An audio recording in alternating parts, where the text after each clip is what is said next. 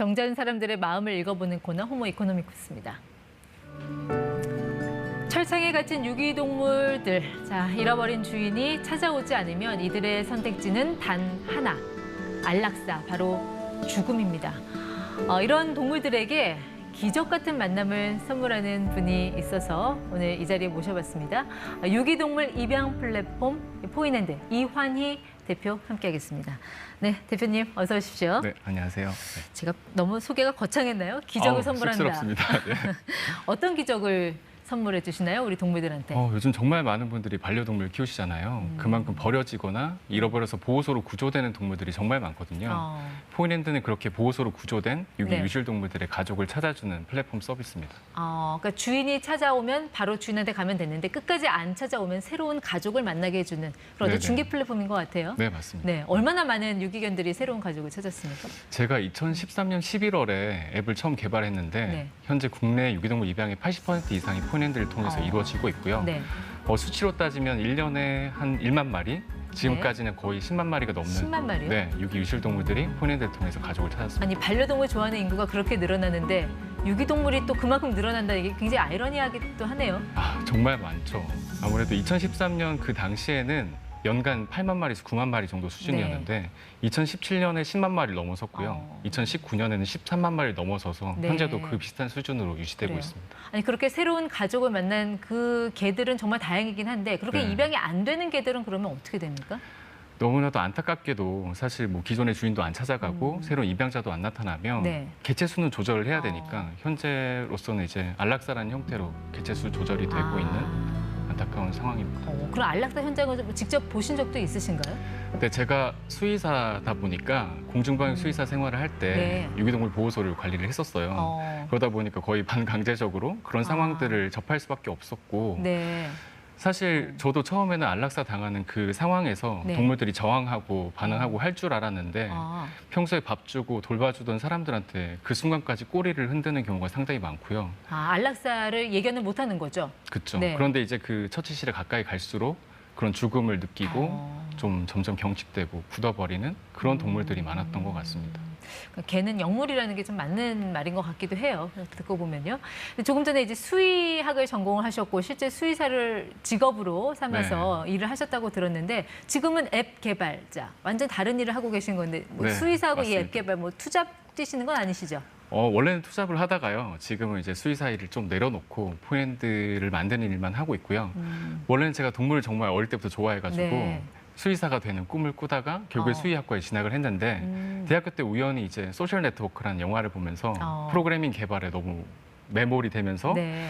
취미로 계속 개발을 하다가 졸업을 하고 나서 제가 말씀드린 공중방역 수의사 생활을 할 때 네. 보호소를 관리하면서 이 동물들을 좀 알려야겠다는 생각에 또 포인핸드를 개발하고 그렇게 됐습니다. 어려서부터 직접 뭐 강아지도 키우고 그렇게 하셨나요? 키웠죠. 어릴 때부터 꾸준히 이제 가족들도 같이 반려동물을 키웠었고, 네. 저기 나오네요, 사진이. 네. 어릴 적 모습이신가 보네요. 네, 제가 어릴 때 저희 가족 첫 반려견 뽀삐랑 저희 마당에서 찍은 사진이고요. 저 개도 유기견이었나요?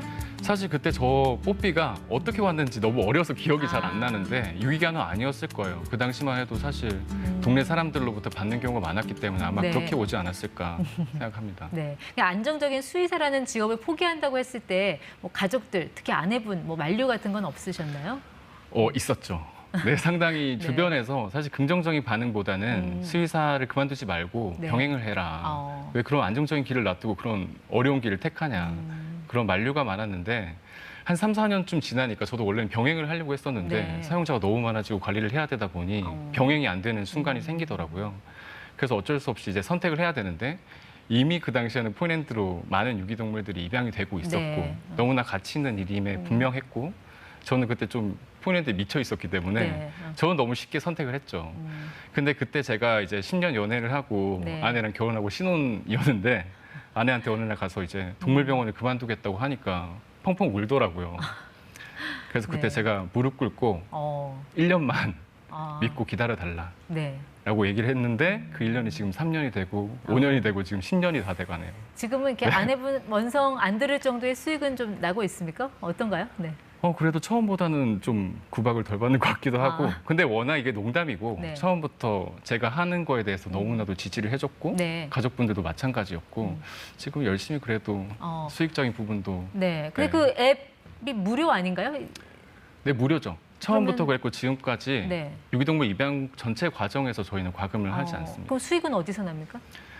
사실 저는 처음에 뭔가 돈을 벌려고 시작했던 게 아니다 보니까 네. 수익 창출을 위한 활동은 전혀 하고 있지 않지만 그래도 회사를 운영하다 보면 돈이 네. 필요하잖아요. 그래서 저희가 캠페인을 뭐 기업과 연예인분들과 같이 콜라보해서 진행하면서 캠페인 굿즈도 판매하고 그래요. 유기동물 입양자분들이 또 처음 입양했을 때 용품들이 필요하잖아요. 네. 그런 용품들도 만들어서 판매하고 그런 식으로 수익도 반려동물 발생하고 용품이라면 뭐 먹는 거, 뭐 약품. 아직까지 여러 먹는 가지? 거는 좀 조심스러워서 못 하고 네. 있고요. 반려동물 뭐 방석이라든지 예. 약간 그런 필요한 그런 필수 용품들을 만들고 있어요. 연예인하고 이렇게 뭐 콜라보도 한다고 하는데 뭐 어떤 연예인분들이 좀 동참을 해주셨나요? 사실 이건 콜라보라고 하기는 좀 조심스러운데 네. 우연치 않게 이제 BTS의 제이홉님께서 음, 방송에서 이제 포인드 앱을 사용하는 흔적이 팬분들에 의해서 발견이 된 거예요. 네. 그래서 그걸 보고 팬분들이 엄청나게 퍼 나르는 바람에 전 세계에 있는 제이홉 팬분들이 저희 포인드에 와서 리뷰도 남기고 해주셔가지고 네. 정말 신기한 경험이었습니다.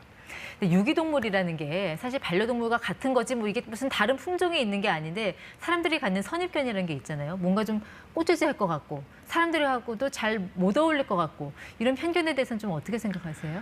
진짜 말씀하신 것처럼 편견이거든요, 사실. 유기동물이라는 품종이 따로 있는 게 아니잖아요. 네. 결국엔 길거리에서 헤매다가 털이 더러워지고 지금 사진을 보시는 것처럼 네. 저 왼쪽처럼 보호소에 구조될 당시에는 더러웠지만 입양되고 나서 관리받고 이게 사랑받고 같은 게예요? 같은 게예요. 놀랍지만 정말 같은 게고 네. 정말 이렇게 저런 오염된 털들을 벗어내면 정말 원래 네. 이런 아름다운 모습들, 이쁜 모습들이 드러나게 되는 거거든요. 정말 좋은 네. 주인 만나면 그야말로 견생 역전이 가능한 건데 그럼요. 네. 그런 입양자들 중에 특히 기억에 남는 분 계세요?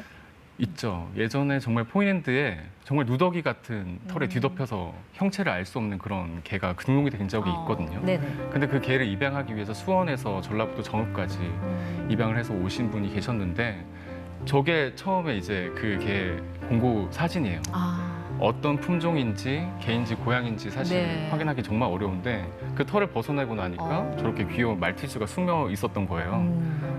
그렇게 사람들이 생각하는 저런 편견들이 저런 털과 비슷하다라는 생각을 좀 많이 갖게 되는 것 같아요. 저 털을 벗겨내면 그 동물들의 본연의 이쁜 모습들을 발견할 수 있는 것 같습니다. 네. 아마 오늘 이 방송을 보시면서 나도 유기견 한 마리 입양해보면 어떨까 하는 분들이 계실 수도 있을 것 같은데 입양 전에 나 스스로에게 좀 질문을 해봐야 될 그런 체크리스트 같은 거 어떤 게 있을까요? 어떤 질문을 좀 던져봐야 될까요? 일단 이 방송 보고 충동적으로 입양을 결정하지는 않으셨으면 좋겠고 네. 반려동물이 사실 1년, 2년 사는 게 아니잖아요. 15년 이상 살기 때문에 그 오랜 시간 동안 충분히 책임지고 그런 필요한 것들을 적절하게 해줄 수 있는 마음가짐이 네. 되어 있어야 되고 경제적인 부분도 사실 무시할 수 없는 것 같아요. 네. 그래서 그런 경제적인 수술비라든지 병원 비용 충분히 충당할 수 있는 그런 책임감을 가지셔야 될 것 같습니다. 네. 내 의지와 또 경제적인 능력까지 같이 물어보자.